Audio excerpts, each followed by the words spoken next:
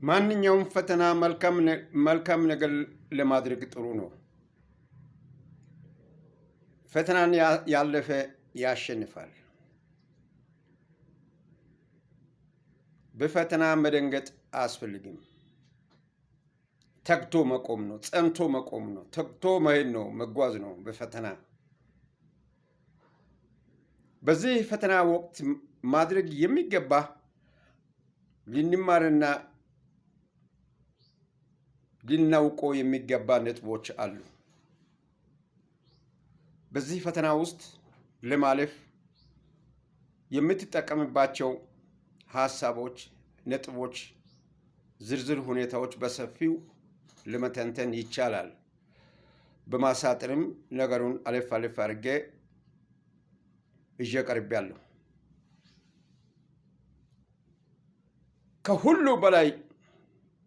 ከሁሉ በላይ ፍቅር ወሳኝነት አለው። ፍቅር ከሌለ ፈተናው ማለፍ አትችልም። የፍቅር መሰረታዊ ሀሳቡን መሀል ላይ እናገራለሁ። ከፍቅር ጋር ይቅርታ መለማመድ አስፈላጊ ነው። ይቅርታን መለማመድ እጅግ በጣም ጉልህ ሚና እንድትጫወት ይረዳሃል። ከልክ በላይ ደግሞ ይቅርታ መጠየቅም ራስን የት ደረጃ ላይ እንደሚያወርድና እንደሚያደርስ መገመትም ማሰብም አርቆ ማየትም ማስተዋልም ተገቢ ነው ብዬ አምናለሁ። ለምን? ስውር ተንኮል ያዘሉ እውነት የማይመስሉና እውነት የሆኑ እውነት ሆነው እውነት የማይመስሉ እውነት መስሎ እውነት የማይመስሉ ስውር ተንኮል ያዘሉ መሆናቸውን ሳታውቅ ይቅርታ ከጠየቅ ይቅርታ በመጠየቅ ትጎዳለህ። ይቅርታን በሁለት መልክ ለይቴ ማወቅ አለብህ።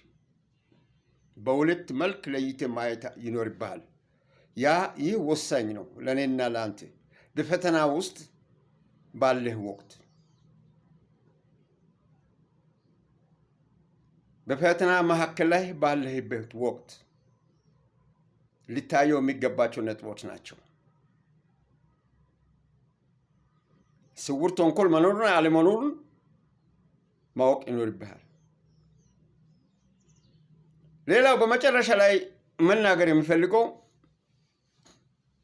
ትችትና ሐሜትን የመሰለ ደባ የለም።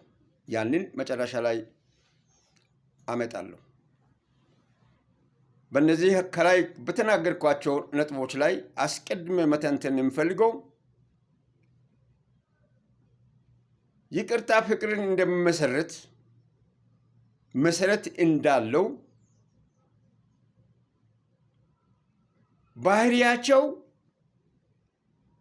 ምን እንደሚመስል የይቅርታ የፍቅር መሰረት መሆኑን ያሳያል፣ ይገልጻል። ለዚህ የሚያበረታታ መንፈስ ሊኖርህ ይገባል። እምነት ሊኖርህ ይገባል። በጸጋ የተካንክ መሆን አለብህ። ፍቅር ደስታን ይሰጣል። ደስታ ሰላምን ይሰጣል። ትዕግስትን ይሰጣል።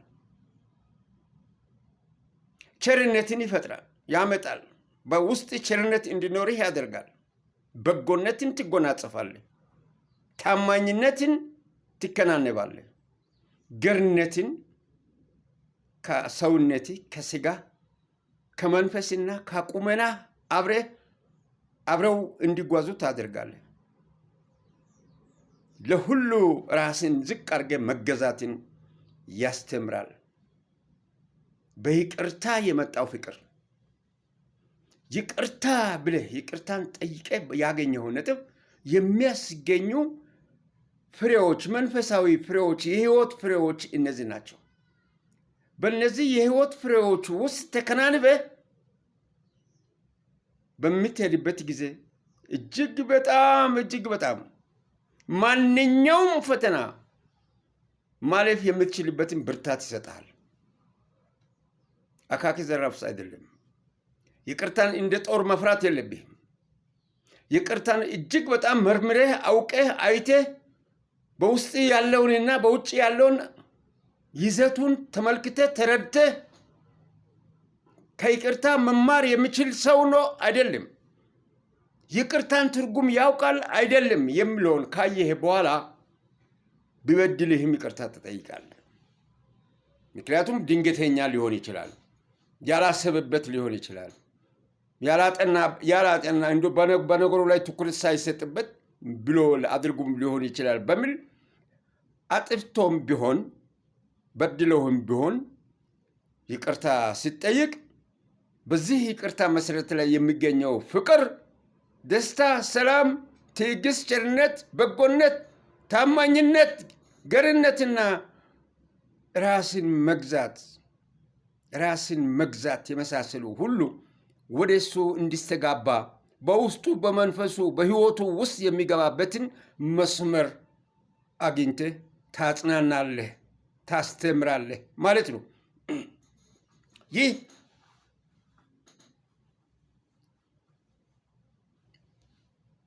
አመልካች ነገሮች የሚያመለክቱ የሚያስተምሩ በጎ ነገሮች በይቅርታና ፍቅር መካከል ላይ የተገኙ ያሉ ናቸው።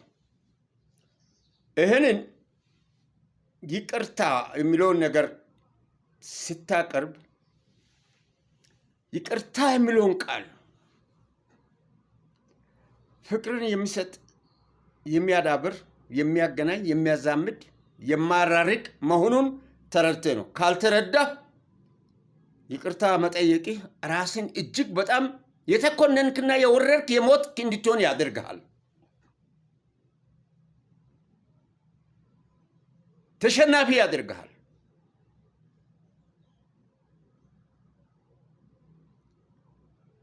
የበደልህን ይቅርታ በምጠይቅበት ጊዜ ማሰብ ያለበት ጠንካራ ጎን ሊኖርህ ይገባል። ሳታውቀው ይህንን ካደረግ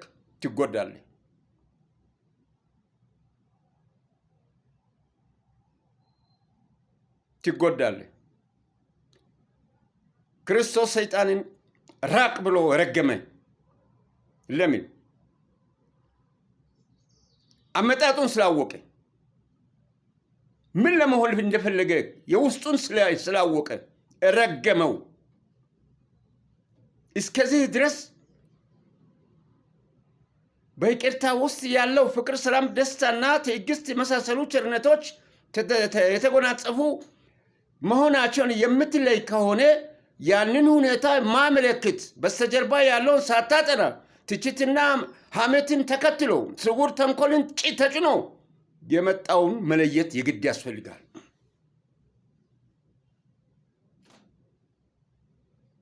ስውር ተንኮልን ጭኖ የመጣው ይቅርታ የሚጠይቅበት ምክንያት የለም።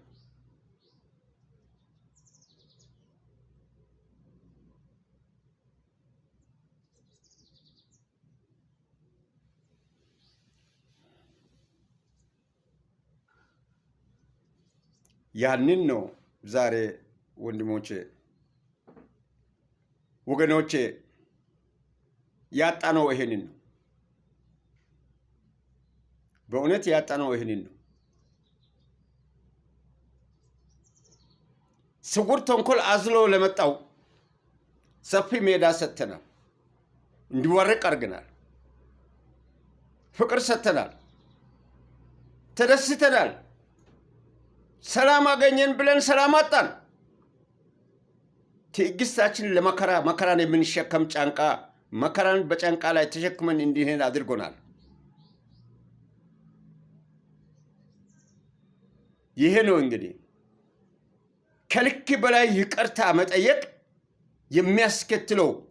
ከልክ በላይ ይቅርታ መጠየቅ ወይም ይቅርታን መሰረታዊ ሐሳብ የይቅርታን መሰረታዊ ሐሳብ ሳታውቁ ወይ ሳናውቅ የምንሰጠው የምናካሂደው ከምንሸከመው ትከሻችን ሊሸከም ከማይችል በላይ አደጋ ውስጥ የምትከት መሆኑን ልንገነዘብ ልንረዳ ያስፈልጋል ወንድሞቼ። ይህንን ሀሳብ በሚመለከት ለእኔ ትከሻዬ መሸከም ከምችለው በላይ መሆኑን ስላወቅኩ ነው። ይቅርታ ትርጉም የለሽ ይቅርታ የሚያመጣውን ስለተረዳሁ ነው። ሸክም ነው። ከልክ በላይ ትርጉም የለሽ ይቅርታ፣ ስውር ተንኮል ላዘለው ይቅርታ መጠየቅ የሚያመጣው በውስጥ አይቼው ደርሼበት ያለፍኩ ስለሆነ ነው። የይቅርታ መሰረትን መለየት እንደሚያስፈልግ እንድትረዱ እንድንረዳ በዚህ ሀሳብ የቀረብኩት። መልክ አለው፣ ሁሉም ነገር መልክ አለው። ሸማ በየፈርጁ ይለበሳል ይባላል። ሸማ ፈርጅ አለው የሚለበስበት።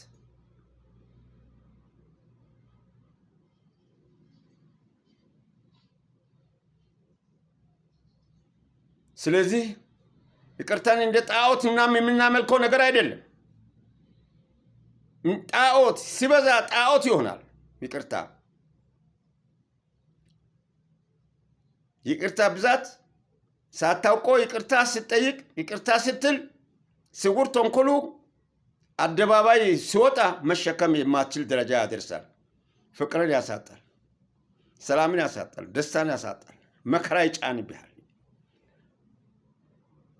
ያንን መከራ የሚያመጣውን ለይተ ነው ይቅርታ ሊጠይቅ የምትችለው።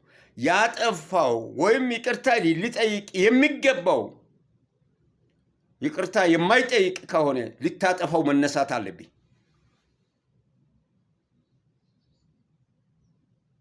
ያን ሁሉ የተሸከመው በውስጥ ያለውን የመንፈስ ፍሬዎችን በሙሉ ጠቅልለህ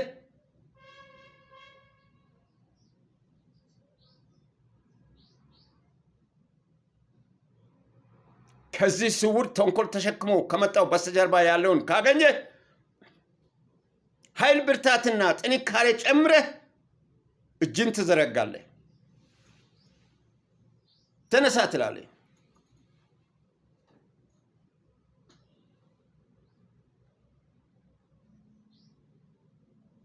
ይሄ ነው መሰረታዊ ሀሳቡ።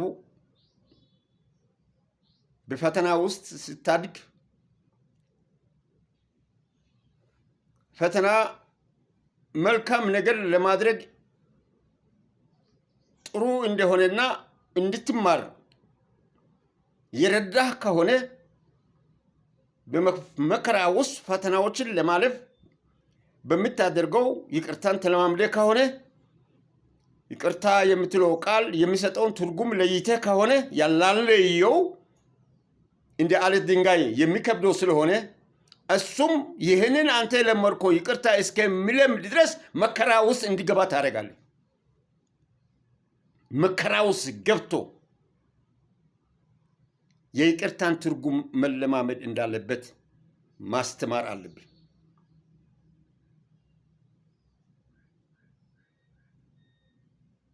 አንተ ተሸንፈ ይቅርታ የጠየቅ የሚመስል ይሆናል። አንተ ግን የይቅርታ መንፈስ በውስጥ ሰፍኖ ይቅርታ ጠይቀ ልትሆን ትችላለህ። እሱ ግን እንደተሸነፍ አድርጎ ሊኩራራና ሊጽናናብህ ይችላል። ስውር ተንኮሉን ይዘረጋብሃል። ይህንን ስውር ተንኮል ለሚዘረጋብን መስመር መንገድ፣ አቅጣጫ፣ መውጫ መግቢያ ማሳጣት መቻል አለብህ። መከራ ሲደርስበት ደግሞ እሱም በተራው ዞሮ ለካስ ይቅርታ መጠየቅ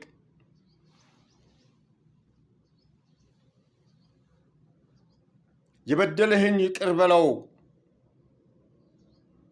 ሲጠይቅ ነው ይቅር በለው ያለው። ሲጠይቅህ ይቅር በለው ነው። ይቅር በለው ቅማት ያዝ ነው እንጂ ይቅር ማለት በደልህ በእኔ ላይ ፈጸምከው በደል ቀጥል ማለት አይደለም። የበደለህን ይቅር በለው ቃሉ የራሱ ትርጉሙ ስውር ተንኮልን ያዘለ መሆኑን እያወቅ በለው አይደለም።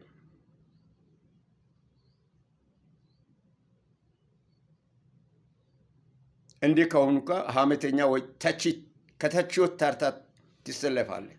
ያላወቅከውን ነው የምትሰራው ማለት ነው። ይበቃል ለዛሬ።